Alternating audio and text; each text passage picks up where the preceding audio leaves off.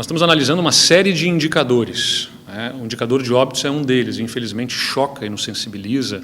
porque assistir o registro de 500 mortes certamente toca a qualquer ser humano que preza pela vida. Embora esses registros, é importante dizer, são registros de vários dias de mortes que estão sendo lançados neste momento.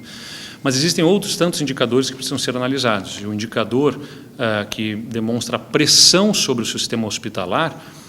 começa a ceder fortemente. Depois de ter atingido um aumento de,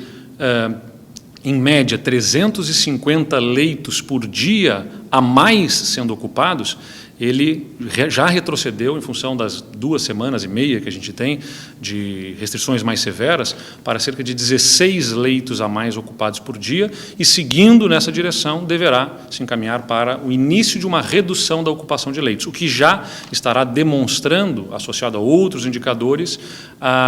o efetivo menor contágio, que se apurava lá no início da pandemia, era em torno de em meados de fevereiro, era em torno de 2,35, essa taxa, o RT, e que agora gira em torno de 1,4, o que significa que o vírus se dissemina menos rapidamente do que estava acontecendo em fevereiro, ou seja, as restrições surtiram um efeito importante. É claro que esse volume de pessoas que está ainda internada, infelizmente, parte delas não resistirá, e nós vamos ainda ver um crescimento do número de óbitos ao longo das próximas semanas, mas os dados da demanda de internações já demonstram redução da circulação do vírus. E como a gente sabe que o fôlego é limitado economicamente, o país agora está oferecendo um auxílio emergencial, por exemplo, que é 3 vezes menor e que vai alcançar metade da população que alcançou no ano passado, não há espaço para exigir fôlego ainda maior da população por mais tempo. É por isso que, tendo os sinais, tendo os indicadores que nos permitam ter uma compreensão de uma redução efetiva do contágio e da demanda, da pressão hospitalar, nós devemos partir para uma retomada da cogestão, com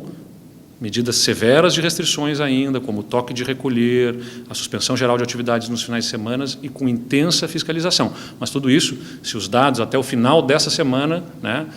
comprovarem isso tudo que a gente já viu até aqui, a redução da demanda da internação e, consequentemente, uma redução da taxa de contágio. É importante que isso fique bem compreendido, porque a gente percebe que há algum mal entendimento de diversas pessoas a respeito deste tema. O Estado vai continuar em bandeira preta porque o risco ainda é alto em função da superdemanda do sistema hospitalar, ele ainda está pressionado.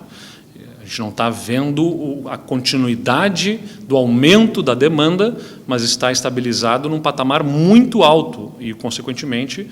com muitas pessoas ainda sendo atendidas em salas de recuperação, nas urgências e nas emergências, quando deveriam estar em UTIs. Então, isso significa um risco alto e a bandeira preta é para alertar a população desse risco alto do nosso sistema hospitalar. De outro lado, a gente está vendo, como disse, uma redução do contágio, mas mesmo assim os poucos que se contaminarem vão encontrar um sistema hospitalar bastante comprometido. Por isso que o Estado dá o alerta através do risco da bandeira preta, oferece os protocolos que lá estão estabelecidos para a bandeira preta, mas dá a oportunidade para que os municípios, desde que se reúnam regionalmente, então nenhum município pode individualmente ser menos restritivo, ele tem que entrar em acordo com os municípios da sua região, possa fazer eventuais ajustes em alguns protocolos,